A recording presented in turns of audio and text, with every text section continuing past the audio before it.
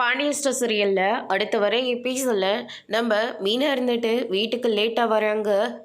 செந்தில் இருந்துட்டு என்னாச்சு, ஏன் இவ்வளோ நேரம் அப்படின்னு சொல்லிட்டு கேட்கவும், கோட்டஸ் கொடுக்குறாங்களே அந்த ஃபைலை எழுதி எழுதி கைவலி வந்தது, டென்ஷனானதான் அதிகம் அப்படின்னு சொல்லிட்டு மீனா சொல்லிடுறாங்க. நம்ம ஏன் கோட்டஸ்க்கு போகக்கூடாது அப்படின்னு சொல்லிட்டு செந்தில் கேட்கவும், இங்கே பாருங்க, அந்த வீட்டில் நான் ஒரே பொண்ணு ஒருத்தையே தான் தனிமையில் வாழ்ந்துட்டு இருந்தேன்.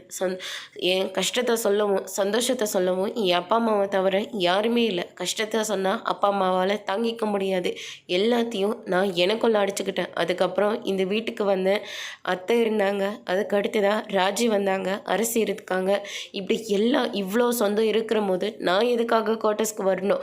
என்னால் கோட்டஸ்க்கு போக முடியுது. உங்களுக்கு அப்படி ஆசையாக இருந்தால் நீங்கள் போய் தங்கிக்கோங்க, உங்களுக்கான ஏற்பாடு எல்லாத்தையும் நான் செஞ்சு கொடுக்குறேன் அப்படின்னு சொல்லிட்டு மீனா சொல்லிடுறாங்க. இங்கே பாரு மீனா, இந்த வீட்டில் நான் அடைஞ்சு கடந்த வரைக்கும் போகுது. இப்போ நீயும் கவர்மெண்ட் ஆஃபீஸர், நானும் கவர்மெண்ட் ஆஃபீஸர். அப்பா நம்மளை கடித்து தின்றதுக்குள்ளே நம்ம இந்த வீட்டை விட்டு தனியாக போயிடலாம். இங்கே பாரு, அப்பா இப்போ 10 லட்ச ரூபா பணத்தை கொடுத்தாங்கன்னா அது 2 மடங்கு, ஏன் 4 மடங்கு கூட திருப்பி கேட்கலாம். அதனால் நம்ம இந்த வீட்டில் இருக்கக்கூடாது, நம்ம போய் தான் தேரணும் அப்படின்னு சொல்லிட்டு செந்தில் ரொம்பவே பிடிவாதமாக இருக்காங்க. நீங்கள் ஆளே மாறிட்டீங்க. இப்போல்லாம் உங்களை பார்க்கவே எனக்கு ரொம்ப பயமாக இருக்குது. உங்கள் கூட வாழவே எனக்கு பிடிக்க மாட்டேங்குது. எப்படிங்க உங்களால் மட்டும் இவ்வளோ சுயநலமாக யோசிக்க முடியுது அப்படின்னு சொல்லிட்டு மீனா இருந்துட்டு செந்தில்கிட்ட சண்டை போட்டுட்டு இருக்காங்க. இதை எல்லாத்தையும் பாண்டி கேட்டோன்னு ரொம்பவே ஃபீல் பண்ணுறாரு.